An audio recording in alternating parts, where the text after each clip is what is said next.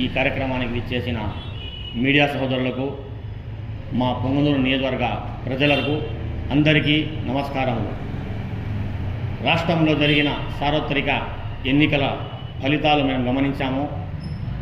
ప్రజలు మార్పు కోరుకున్నారు. ఈ మార్పు వలన ఒక మంచి నాయకుడిని ఎన్నుకున్నారు.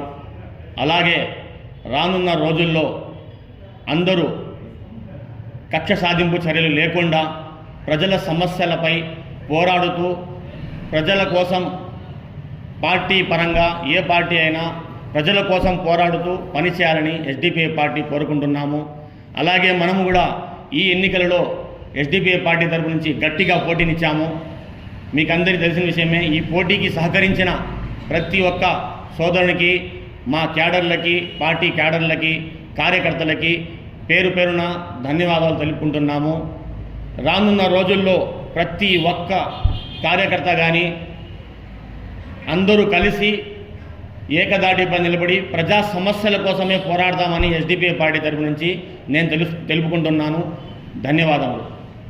అలాగే పొంగనూరు నియోజకవర్గ ప్రజలకు, ఎస్డిపిఐ పార్టీకి ఓటు వేసి సహకరించిన ప్రతి ఒక్కరికి, అక్క చెల్లెలకు, అన్నదమ్ములకు పేరు పేరున ధన్యవాదాలు తెలుపుకుంటున్నాము.